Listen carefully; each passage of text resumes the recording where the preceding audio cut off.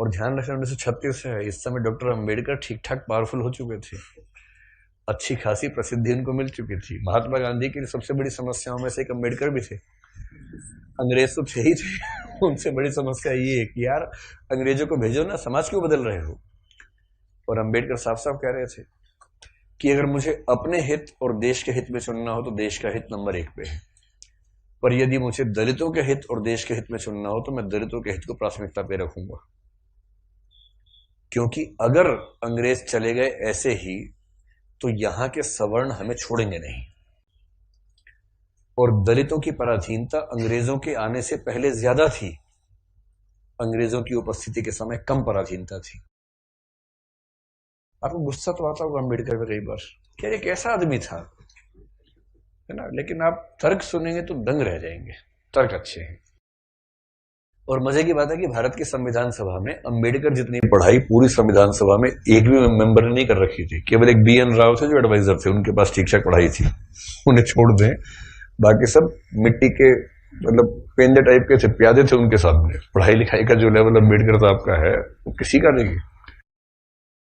तो कुछ लोग मैंने देखा कि सवर्ण मानसिकता के कुछ लोग अम्बेडकर को देशद्रोही घोषित करना चाहते हैं इन्हीं कथनों से कि दलित प्रश्न और देश के प्रश्न में दलितों को प्राथमिकता दूंगा तो बुरा मान जाते हैं।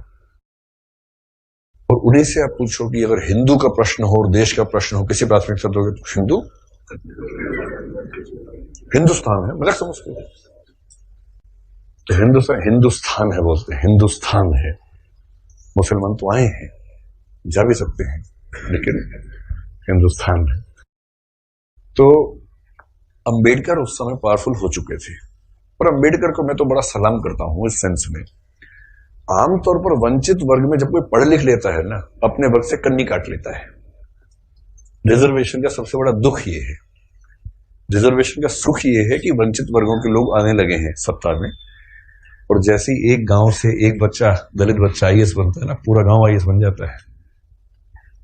आरक्षण के वित्तीय लाभ केवल उस व्यक्ति को मिलते हैं जिसको आरक्षण मिला है, पर सामाजिक राजनीतिक लाभ पूरे गांव, पूरे कुनबे, पूरे कस्बे, पूरे शहर को मिलते हैं।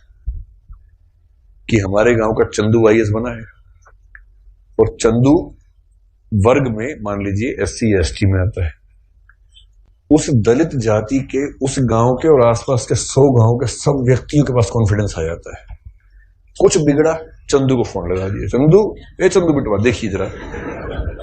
अब पुलिस वाले ने रोका लाइसेंस के लिए, रुको बात करवाते हैं, ऐसे करके कह रहे किसको फोन करो, चंदू को फोन करो, छोड़ दो कोई बात नहीं, आप जाओ आप गाड़ी कैसे भी ले जाओ, सिर के ऊपर रख के ले जाओ, कोई बात नहीं, हम कुछ नहीं बोलेंगे।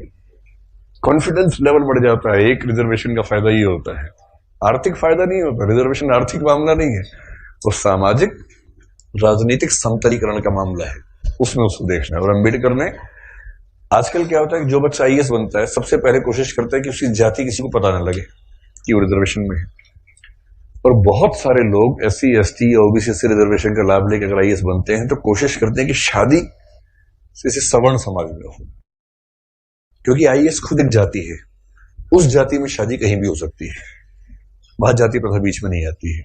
ऐसे IPS भी एक जाति है जो IAS से नीचे ही जाती है, लेकिन ठीक ठाक जाती है, वो भी अपने आप में ठीक ठाक जाती है। जैसे IAS पति IPS पत्नी, लोग कहेंगे हाँ ठीक है, IPS पति IAS पत्नी, तो लोग कहते हैं अच्छा चलो कोई बात नहीं ठीक है इस तरह से मैनेज करते हैं, क्योंकि IPS नीची जाती है, IAS थोड़ी ऊंची जाती है, और IRS और बाकी सब तो बहुत ही नीची जाती हैं, और उसमें जो ग्रुप भी हैं वो तो शूद्र टाइप के माने जाएंगे कि ये तो बहुत ही नीचे के लोग हैं।